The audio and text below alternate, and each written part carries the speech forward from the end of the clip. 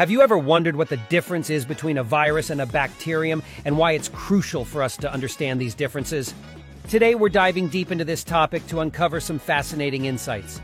Knowing whether a disease is caused by a virus or a bacterium can significantly influence how it's treated.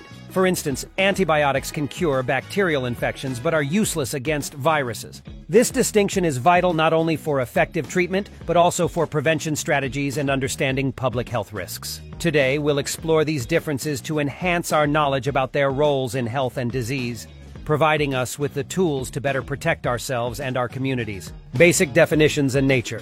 Let's start with the basics. A virus is a microscopic agent that consists essentially of a small collection of genetic material, either DNA or RNA, enclosed in a protein coat. Viruses are incredibly small and cannot carry out metabolic processes on their own. In contrast, bacteria are single-celled microorganisms with a simple cellular organization. Their cells are equipped with essential structures like DNA, ribosomes, and cell membranes, enabling them to perform all necessary functions for life independently, from reproduction to responding to environmental changes. Biological differences and life dependency. One of the fundamental differences between viruses and bacteria is their dependency on a host. Viruses are not considered alive until they enter a living cell. Without a host, viruses are just inert packages of genes. On the other hand, bacteria are living organisms that can grow and reproduce outside of a host. They can thrive in various environments, from soil and water to the extreme conditions of hot springs or the icy landscapes of Antarctica. This independence from a host contrasts sharply with the parasitic nature of viruses, which must hijack the cellular machinery of a host to replicate. Size and structure. Comparing sizes. When it comes to size, viruses and bacteria are on different scales of the microscopic world. Viruses are generally much smaller than bacteria, often by a factor of 10 or more. Most viruses range in size from about 20 to 300 nanometers, which is so small that they can only be seen with an electron microscope. Bacteria, on the other hand, are typically larger, usually between 0.5 and 5 micrometers. This means that while you could fit hundreds or even thousands of viral particles into a single bacterium, they are still invisible to the naked eye. Structural differences. The structural differences between viruses and bacteria are profound and reflect their differing nature. Bacteria are cells with all the necessary components for life, including a cell membrane and often a rigid cell wall which protects them and gives them shape. Inside, they contain cytoplasm, ribosomes for protein synthesis, and genetic material in the form of a single circular DNA molecule. They may also have flagella or pili for movement and adhesion to surfaces. Viruses, in contrast, lack these cellular components. They do not have a cell wall or membrane in the traditional sense. Instead, they are encased in a protective protein coat known as a capsid. Some viruses also have an additional layer called an envelope, which is derived from the host cell's membrane but is not equivalent to a cell wall. Inside this protein shell, there is only the genetic material, which can be either DNA or RNA, but not both. And it is this simplicity that characterizes their borrowed life strategy. Viruses must infiltrate a host's cells to access the machinery necessary for their replication and survival, reflecting their status as biological entities on the edge of life. These size and structural characteristics are fundamental in understanding how viruses and bacteria interact with their environments and hosts, influencing everything from their modes of transmission to the diseases they cause and the strategies we develop to combat them.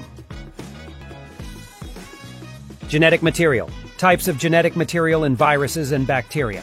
As we have already discussed, viruses and bacteria differ not only in their structure and size, but also in the types of genetic material they carry. This distinction fundamentally influences their behavior and interactions with hosts. Now, let's delve into their genetic material in detail.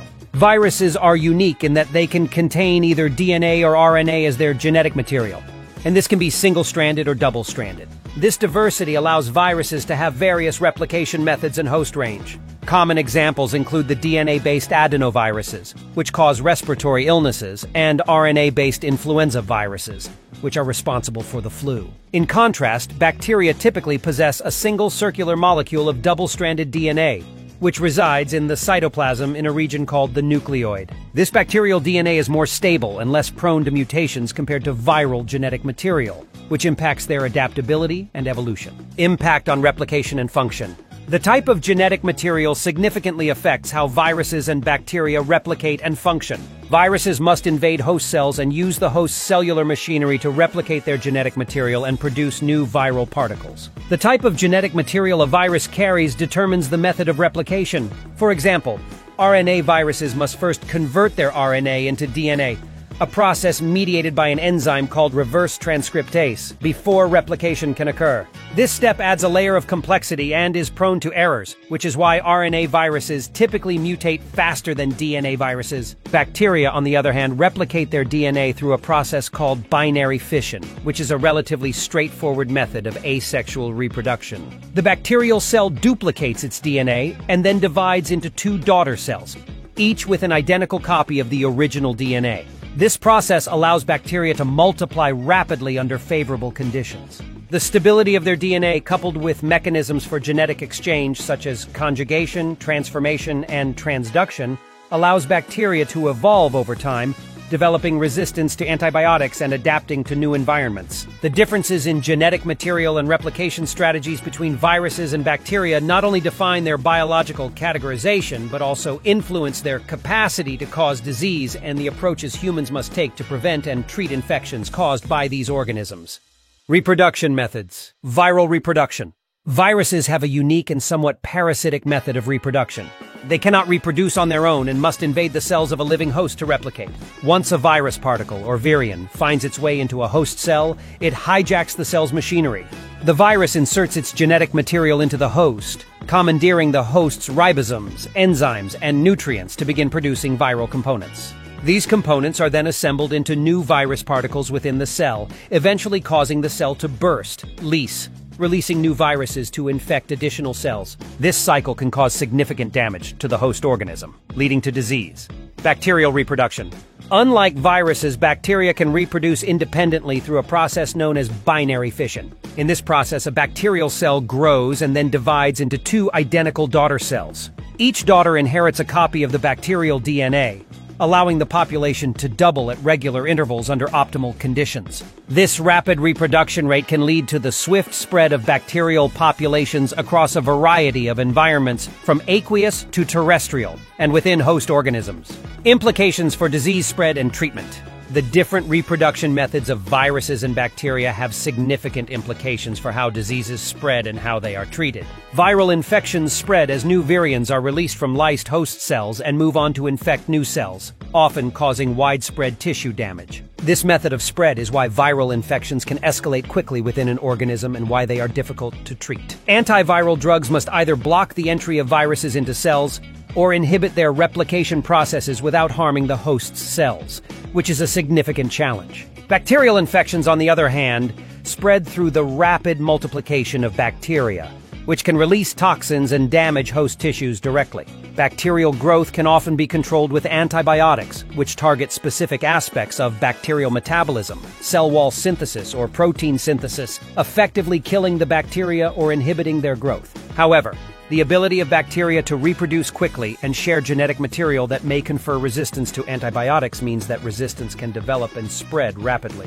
complicating treatment efforts. Understanding these reproductive strategies is crucial for developing effective prevention and treatment methods for infections. Vaccines, hygiene practices, and quarantine measures play critical roles in controlling the spread of viral diseases, whereas sanitation, antibiotics, and public health surveillance are key to managing bacterial infections. Each strategy must be tailored to the specific nature of the pathogen, viral or bacterial, to be effective. Diseases caused. Diseases caused by viruses. Viruses are responsible for a wide array of diseases, each varying in severity and impact. Common viral infections include the flu, influenza, which can cause severe respiratory symptoms like coughing, fever, and body aches.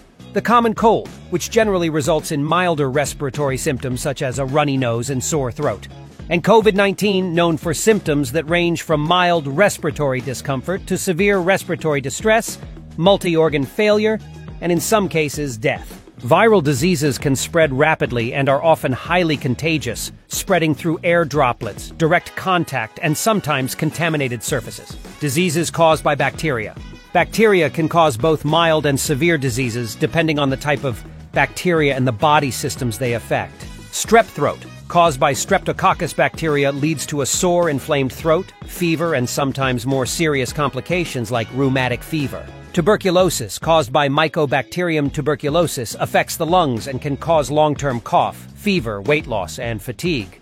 It can be deadly if not properly treated. Urinary tract infections, often caused by Escherichia coli and other bacteria, lead to pain and burning sensations during urination, urging increased frequency and sometimes even blood in the urine. Differences in symptoms and severity. The symptoms and severity of diseases caused by viruses and bacteria can vary significantly. Viral diseases often involve systemic symptoms that affect the entire body, like fever, fatigue, and muscle aches. And they frequently target specific organs or cells, such as liver cells in hepatitis or nerve cells in polio. Because viruses use the host cells to replicate, they can sometimes lead to severe and widespread cellular damage. Bacterial diseases, by contrast, often cause localized symptoms based on the area of infection, like a sore throat in strep or a cough in tuberculosis, but can also produce toxins that affect the body more broadly. Bacterial infections can be acute, causing sudden and severe symptoms, or chronic, lingering for months or years if untreated. The severity of symptoms and the spread of the disease depend on factors such as the pathogen's virulence, the site of infection, and the host's immune response. Effective treatment also differs. Vaccines and antiviral drugs are essential for managing viral infections, while antibiotics are critical for treating bacterial infections. However, the misuse of antibiotics and the resulting resistance are significant global health challenges in treating bacterial diseases. Treatment and prevention. Treatment approaches. The approach to treating infections varies significantly depending on whether the cause is a virus or a bacterium. Antibiotics are effective in treating bacterial infections because they target specific bacterial processes and structures such as cell wall synthesis, protein production, and DNA replication, which are crucial for bacterial survival and replication. It's important to use antibiotics appropriately to avoid the development of resistance, where bacteria evolve to withstand these drugs. In contrast, antibiotics have no effect on viruses because viruses lack the cellular machinery that antibiotics target. Instead, treatment for viral infections focuses on alleviating symptoms and supporting the immune system while it fights off the virus. In some cases, antiviral medications are available that can inhibit virus replication by targeting specific stages of the viral life cycle. But these need to be administered early in the infection to be effective. Development and role of vaccines. Vaccines play a crucial role in preventing both viral and bacterial diseases by preparing the immune system to recognize and combat these pathogens before they can cause disease. For viral diseases, vaccines have been developed for a wide range of infections, from the seasonal flu and measles to polio, and most recently COVID-19. These vaccines often contain inactivated viruses, parts of the virus, or a harmless vector that carries viral genes which teach the immune system to recognize and attack the virus. For bacterial diseases, vaccines are available for conditions such as tuberculosis, tetanus, and diphtheria. These bacterial vaccines may contain inactivated toxins, toxoids, parts of the bacteria or live attenuated bacteria to stimulate the immune response without causing the disease. Vaccination is one of the most effective ways to prevent disease spread, protect against epidemics, and reduce the severity of future infections. By reducing the number of susceptible hosts, vaccines also help diminish the transmission of both viral and bacterial pathogens in the community, contributing to herd immunity. This collective protection is crucial for protecting individuals who cannot be vaccinated due to medical reasons, such as allergies or immune system disorders. Role in ecology. Ecological roles of viruses and bacteria. Bacteria and viruses both play essential but distinct roles in our ecosystems. Bacteria are pivotal for their ability to decompose organic material, cycle nutrients, and fix atmospheric nitrogen, greatly contributing to soil fertility and the global nitrogen cycle. In aquatic environments, their role in breaking down pollutants and cycling nutrients is vital for maintaining water quality and supporting aquatic life. Viruses, while often overlooked, regulate microbial populations by infecting bacteria and other microorganisms. This action prevents any single group from dominating the ecosystem, helping maintain ecological balance and influencing nutrient cycles by releasing organic matter from infected cells. Contribution to human health. Beneficial bacteria in the human gut are crucial for digestion, synthesizing vitamins, and protecting against pathogens. They also modulate the immune system and are linked to broader health outcomes such as mental health and allergy resistance. On the other hand, viruses, primarily known for causing diseases, have a unique application in gene therapy. Modified viruses are used to deliver healthy genes into human cells, treating genetic disorders and showcasing a beneficial aspect of viruses that utilizes their natural ability to infiltrate cells. We've delved into the distinct worlds of viruses and bacteria, highlighting their unique characteristics and the implications these have on health and medicine. Key differences include their structure, with viruses lacking cellular components and requiring a host to replicate, while bacteria are independent living cells capable of reproducing on their own. These distinctions are critical for understanding how diseases spread and determining the appropriate treatments, such as why antibiotics are ineffective against viruses but crucial for battling bacterial infections. Furthermore, ongoing research continues to uncover more about these microscopic organisms, leading to advancements in medical treatments and preventive measures. By staying informed about these developments, we can better manage and prevent diseases caused by both viruses and bacteria. Reflect on the role of microbiology in shaping our health and environment. How do these insights affect your views on disease prevention and treatment?